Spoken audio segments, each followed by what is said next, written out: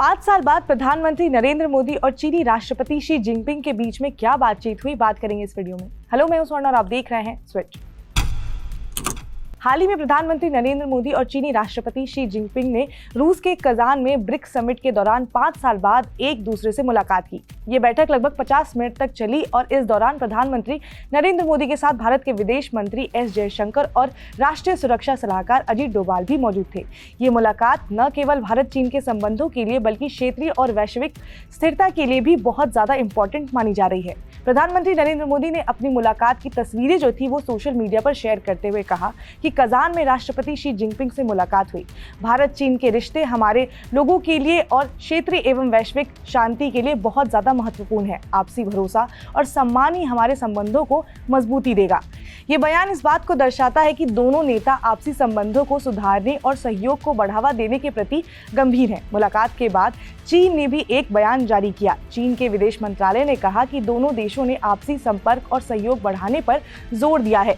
ये भी कहा गया कि मतभेदों को समझौते से सुलझाना चाहिए। दोनों देशों ने अंतर्राष्ट्रीय जिम्मेदारियों में भी मिलकर चलने का संकल्प लिया है। चीन ने यह भी बताया कि दोनों देशों के बीच में बातचीत और सहयोग बढ़ाना न केवल द्विपक्षीय संबंधों को सुधारने में मदद करेगा बल्कि वैश्विक स्तर पर भी शांति और स्थिरता में योगदान देगा। बैठक के बाद भारत के विदेश मंत्रालय ने भी एक बयान जारी किया जिसमें कहा गया कि दोनों नेताओं ने सीमा विवादों को सुलझाने को लेकर भी बातचीत की है।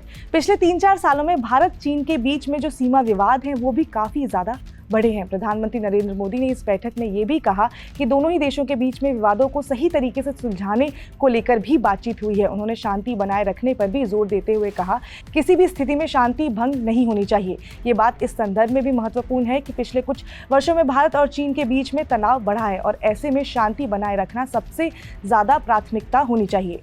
भारत और चीन के बीच में सीमा पर शांति बनाए रखने के लिए विशेष प्रतिनिधियों की बैठक पर सहमति बनी है। ये विशेष प्रतिनिधि जल्द ही मिलकर आपसी समझौता खोजने की कोशिश करेंगे। इससे ये उम्मीद जताई जा रही है कि सीमा पर स्थिति को सामान्य बनाने के लिए ठोस कदम उठाए जाएंगे।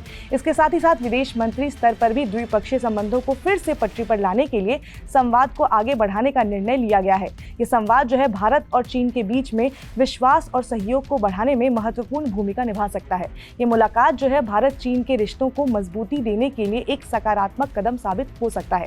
दोनों ही देशों के नेताओं ने शांति और विकास की दिशा में मिलकर काम करने का आश्वासन भी दिया है। इन प्रयासों से न केवल भारत और चीन के बीच के संबंधों में सुधार होगा बल्कि इससे पूरे क्षेत्र में स्थिरता और समृद्धि को भी बढ़ावा मिल सकता है। तो भारत और चीन के जो रिश्ते हैं वो अब जिस नए डायरेक्शन में जा रहे हैं उसको लेकर आपकी क्या राय है, हमें कमेंट सेक्शन में जरूर बताइएगा। इसके साथ ही साथ अगर आपको ये वीडियो पसंद आई हो तो लाइक करें, शेयर करें, सब्सक्राइब करें स्विच को।